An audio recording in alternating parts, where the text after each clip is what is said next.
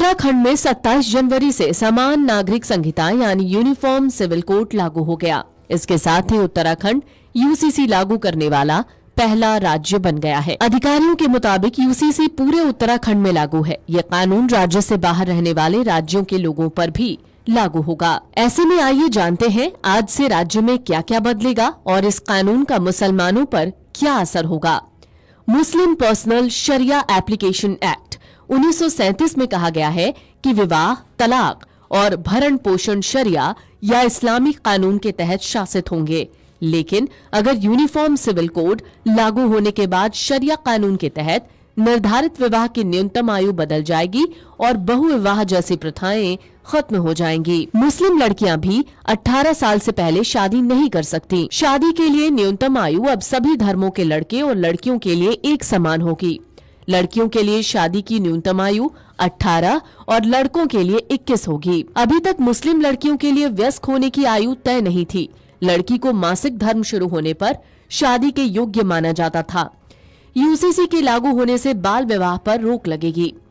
UCC में शौहर और बीवी के लिए तलाक के कारण और आधार एक जैसे कर दिए गए हैं। जिस आधार पर अब शौहर तलाक ले सकता है, उसी आधार पर बीवी भी तलाक मांग सकती है। समान नागरिक संहिता लागू होने से अब कोई भी व्यक्ति अपनी पूरी संपत्ति की वसीयत कर सकता है। समान नागरिक संहिता लागू होने से पहले मुस्लिम, ईसाई और पारसी समुदायों के लिए वसीयत के अलग अलग नियम थे, जो अब सबके लिए समान हैं। विरासत में लड़के लड़कियों को समान अधिकार दिए जाएंगे। संहिता में संपत्ति को धन के रूप में परिभाषित करते हुए सभी प्रकार की चल अचल पैतृक संपत्ति को इसमें शामिल किया गया है। यूसीसी कानून लागू होने के बाद भी मुसलमान एक से अधिक बार शादी नहीं कर सकते। ये अभी भी अवैध है।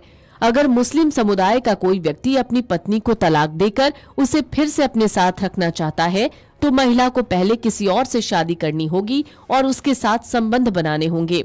फिर वो व्यक्ति उसे तलाक देगा। उसके बाद ही वो व्यक्ति उसे अपने साथ रख सकता है। समान नागरिक संहिता लागू होने के बाद विवाह का रजिस्ट्रेशन अनिवार्य हो जाएगा। पंचायत स्तर पर भी पंजीकरण की सुविधा उपलब्ध होगी।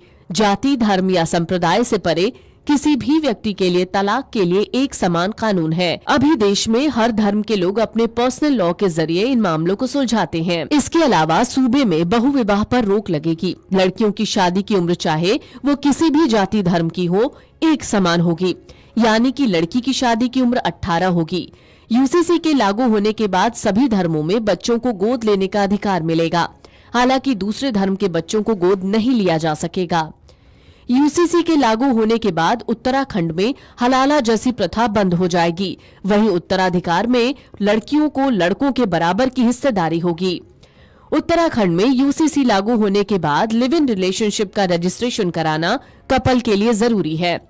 वहीं अगर कपल 18 से 21 साल के हैं, तो उन्हें रजिस्ट्रेशन के दौरान अपने माता पिता की सहमति पत्र भी देनी होगी। यूसीसी के तहत लिव इन रिलेशनशिप से पैदा होने वाले बच्चे को भी शादीशुदा जोड़े के बच्चे की तरह ही अधिकार मिलेगा। हालांकि इससे पहले यूसीसी लागू किए जाने पर ऑल इंडिया मुस्लिम जमात के राष्ट्रीय अध्यक्ष मौलाना मुफ्ती शहाबुद्दीन रिजवी ने भी प्रतिक्रिया दी। उन्होंने कहा, मुसलमान कानून पर अमल करता है और सम्मान करता है।